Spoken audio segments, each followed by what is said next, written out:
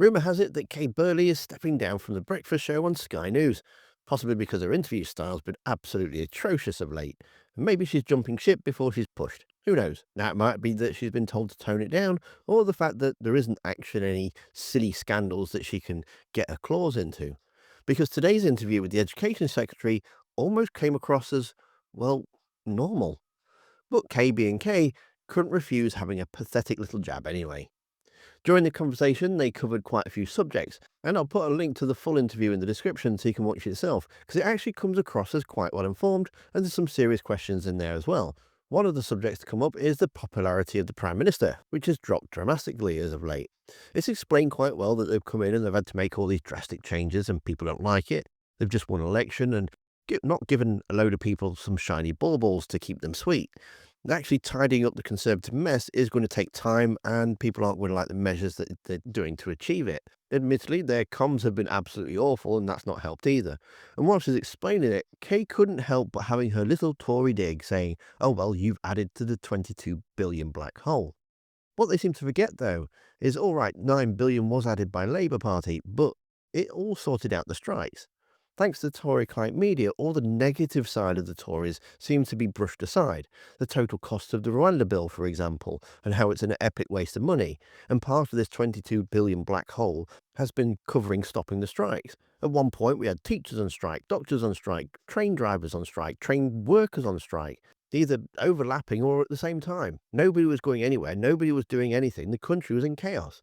But they seem to forget about that bit because Labour sorted that out.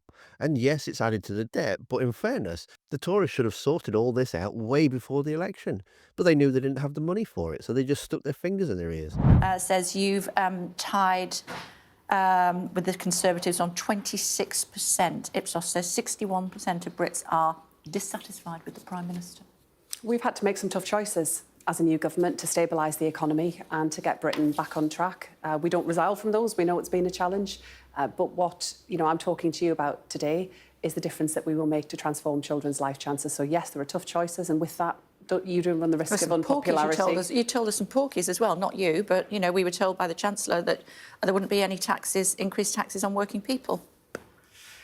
We also, unfortunately, didn't know that there was a £22 billion black hole in the public finances left behind by the Conservatives. And in the budget, the Chancellor... added to that. We can do this, can't we? We can do this. But the fundamental principle is we have sought to stabilise the economy, to get Britain back on track and to invest in our public services, our health services and schools through that budget process. And that has required us to take decisions, for example, around national insurance contributions where it comes to employers. But the wider impact that we are seeking to make every day, so take education, for example, how you break that link between a child's background and their future success, how we make sure that children arrive at school ready to learn, expanding childcare opportunities, putting in place more support early on for families.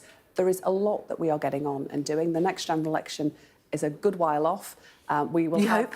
Well, I'm sure it is. And within that time, we will seek to get on and deliver what the British people voted for, which was change, and we will stand on our record at the next election. Polls come and go.